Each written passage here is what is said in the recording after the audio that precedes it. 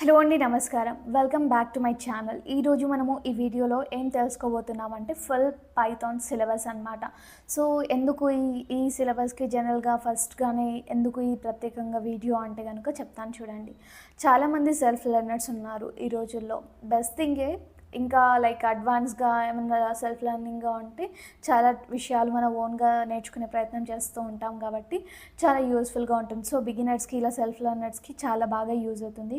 Even though మన ఫర్దర్గా మన వీడియో కూడా వచ్చేస్తుంది కదా అప్డేటెడ్గా అప్కమింగ్లో. So updated Python full course అనేది ఫుల్ ట్యుటోరియల్ అనేది ఈ యూట్యూబ్ ఛానల్లో రిలీజ్ అవుతుంది కదా.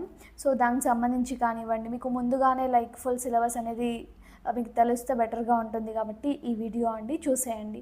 సో ఇప్పుడు ఎలా అంటే నేను చెప్పడం కంటే మీరు ఒక పీడిఎఫ్ అనేది స్క్రోల్ అవుతూ ఉంటుంది. ఆబ్వియస్గా నేను ఇప్పుడు చెప్పేది దాంట్లో ఉంటుంది. సో మీకు స్క్రీన్ షాట్స్ తీసుకుందామన్నా లేకపోతే నోట్ చేసుకోవాలన్నా కూడా సింపుల్గా ఈజీగా ఉంటుంది కాబట్టి అలా పీడిఎఫ్ అనేది స్క్రోల్ చేస్తూ నేను చెప్తాను, జస్ట్ చూసేయండి. ఓకే.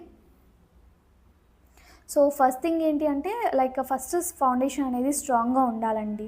అంటే పైథాన్ ఇన్స్టలేషన్స్ కానివ్వండి, వేరియబుల్స్, డేటా టైప్స్లో మనకి ఇంటర్, ఫ్లోటర్, స్ట్రింగ్, బూలియన్ ఇలాంటివన్నీ కూడా ఉంటాయి. అండ్ అలాగే టైప్ కాస్టింగ్ అనేసి ఉంటుంది. Input and output, operators, if else conditions ఉంటుంది, లూప్స్, ఫంక్షన్స్ ఇవన్నీ కూడా అనమాట. గోల్ ఏంటి అంటే ప్రోగ్రామింగ్లో మనకి జనరల్గా లాజిక్ అనేది డెవలప్ చేయడం ఇంపార్టెంట్. ఈ స్టేజ్లో మనకి ఏమవుతుంది అంటే చిన్న ప్రోగ్రామింగ్స్ అంటే స్మాల్ ప్రోగ్రామ్స్ అనేది బిల్డ్ చేయండి. Okay. Calculators, number guessing, name, pattern printing ఇలా కొన్ని చిన్న చిన్న ప్రాజెక్ట్స్ లాజిక్ లాగా ఉంటుంది. సో వీటిని బిల్డ్ చేయండి. ఓకే. స్టేజ్ 2 ఏంటి అంటే డాటా స్ట్రక్చర్స్ అనేసి కూడా అంటాం మనము. నెక్స్ట్ ఇంపార్టెంట్ లెవెల్ అనమాట ఇది.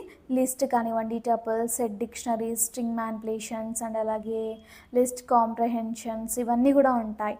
సో ఇవి అర్థమయ్యాక రియల్ ప్రాబ్లమ్ సాల్వింగ్ అనేది స్టార్ట్ అవుతుంది అనమాట.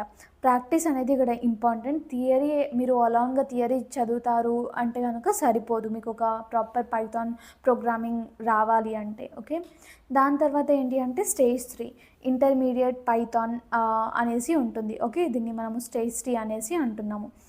సో ఫైల్ హ్యాండ్లింగ్ కానివ్వండి, exception handling, modules and packages ఇవన్నీ కూడా ఉంటాయన్నమాట.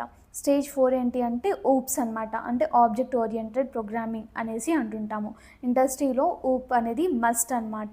దీంట్లో ఏమేమి ఉంటాయంటే మనకి క్లాసెస్ కానివ్వండి, ఆబ్జెక్ట్స్, కన్స్ట్రక్టర్స్, ఇన్హెరిటెన్స్ అంటాం కదా అది, పాలిమార్ఫిజం, ఎన్క్యాప్సులేషన్, అబ్స్ట్రాక్షన్ ఇవన్నీ కూడా ఉంటాయి.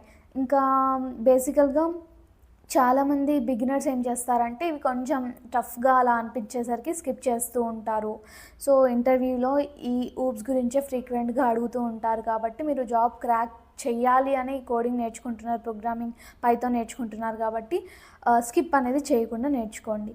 దాని తర్వాత ఏంటి అంటే అడ్వాన్స్డ్ పైథాన్కి వెళ్ళిపోతాం మనము. స్టేజ్ 5 అనమాట.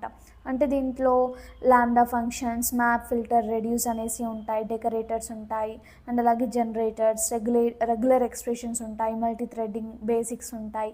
సో ఇవి నేర్చుకుంటే పైథాన్లో స్ట్రాంగ్ కాన్ఫిడెన్స్ అనేది వస్తుంది. ఇది అడ్వాన్స్డ్ అనమాట. ఇంకా దాని తర్వాత ఇంకా స్పెషలైజేషన్ కెరీర్ డైరెక్షన్ వైపు మనం వెళ్ళిపోవాల్సిందే. అంటే ఇంకా బేసికల్గా పైథాన్ అనేది నేర్చుకున్నాం కదా, ఇంకా దాని తర్వాత డేటా సైన్స్ కోసం అయితే నంపై, పాండాస్ నేర్చుకోవాలి. వెబ్ డెవలప్మెంట్ కోసం అయితే ఫ్లాస్క్, జాంగో నేర్చుకోవచ్చు. ఆటోమేషన్ కోసం అయితే సెలీనియం నేర్చుకోవచ్చు. సో మీరు ఇంటర్వ్యూ ప్రిపరేషన్కి ఇంకా రెడీగా ఉన్నారంటే డిఎస్ఏ స్టార్ట్ చేసేయండి. ఓకే. ఒకటి గుర్తుపెట్టుకోండి, పైథాన్ లాంగ్వేజ్ నేర్చుకోవడం first step. Okay. Projects build చేయడం అనేది రియల్ గ్రోత్ అనమాట. Minimum 4 to 6 months consistent practice కావాలి. వాచింగ్ ఒకటే కాదు కోడింగ్ చేయాలి అంటే. సో ప్రాక్టీస్ అనేది మస్ట్గా ఉండాలి. ఇక్కడ మీరు జనరల్గా కాపీ పేస్ట్ అవన్నీ కూడా చేయొద్దు. అర్థం చేసుకోండి ఒక కోడ్ని, దాని తర్వాత అది ఎలా వస్తుంది, ఏంటి, ఎందుకు యూజ్ చేస్తాం అనేసి లాజికల్గా థింక్ చేయడానికి అయితే ట్రై చేయండి. బిగినర్ నుంచి అడ్వాన్స్డ్ వరకు జర్నీ స్లోగా ఉంటుంది కానీ కన్సిస్టెన్సీ ఉంటే పవర్ఫుల్ అవుతారు లాస్ట్కి. ఓకే. సో ఇదండి అసలు ఈ పైథాన్ ఫుల్ సిలబస్కి సంబంధించి. చూసారు కదండీ! ఇప్పుడు మీరు చూసిందంతా కూడా పైథాన్ సిలబస్ అనమాట. దీన్ని ప్రాక్టీస్ అయితే చేయండి.